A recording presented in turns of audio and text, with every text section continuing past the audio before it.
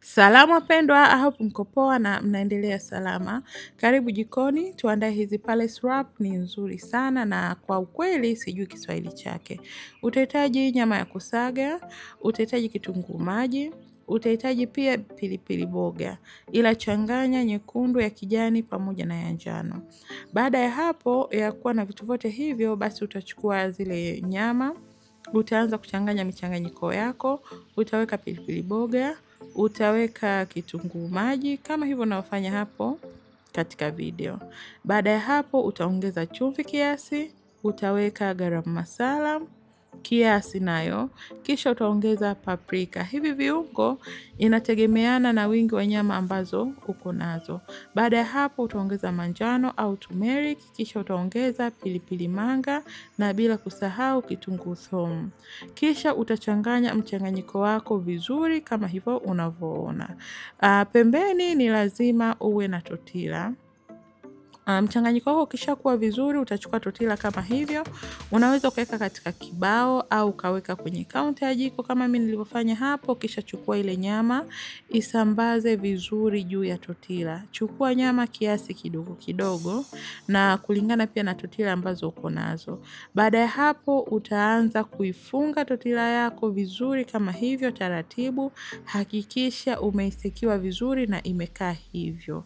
Kisha utaanza kukatakata, usikate vipande vikubwa vikubwa au vidogo vidogo, kata wastani. Na mwanzoni ya kwanza huwa inatoka kama imeharibika hivi, lakini usijali. Ukiendelea kukata utapata mizunguko ambayo ni mizuri zaidi na utaendelea kufanya utaratibu huu kwa tortilla zinazofuata na nyama iliyobaki. Mpendwa, kama utapenda resipi hii basi usiache kujaribu na pia usisahau kulike, kushare pamoja na ndugu jamaa na marafiki na kucomment kama una swali, una maoni. Niko hapa kwa ajili ya kuwasaidia ili wote tujifunze vizuri.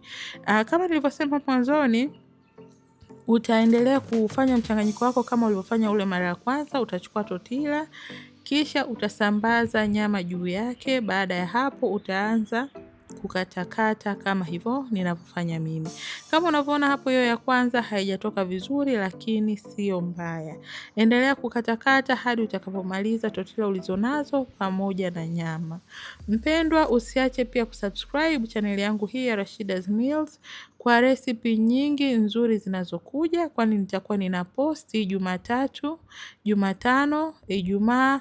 Kikubwa tujaliwe uzima, kwani Mungu ndo anapanga zaidi. Ukishamaliza kukatakata vizuri kama hivyo, panga katika baking tray yako kama hivyo nilivyofanya. Kisha chukua mafuta, nyunyizia mafuta kiasi kidogo sana tu. Baada ya hapo utaoka au kubeki kwa moto wa 180 kwa dakika 25 hadi 30. Pembeni chukua pani yako, weka siagi, ikishayeyuka utaweka nyanya kiasi kama moja hivi iliyosagwa, utaweka chumvi na pia utaongeza black pepper au pilipili manga.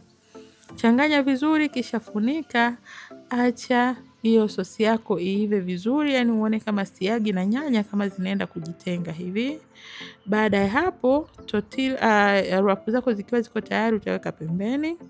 Kisha utachukua plain yogurt au mala au mtindi, weka kitunguu saumu kidogo na chumvi, changanya vizuri. Ukifika mezani au sehemu ya kusave kwa ajili ya wageni au ya familia, utachukua sahani yako, utaanza kuweka ule mtindi uliochanganya na kitunguu saumu pamoja na chumvi, na baada ya hapo utapanga wrap zako kama hivyo ninavyofanya. Kisha utachukua sauce, utanyunyiza kwa juu kama hivyo, usiweke nyingi, weka tu kiasi. Na kama una dania pia unaweza ukagarnish, zinapata muonekano mzuri sana. Mpendwa, kama unapenda hii recipe usiache kujaribu na usisahau kusubscribe. Hadi wakati mwingine, ninawapenda sana. Shukran.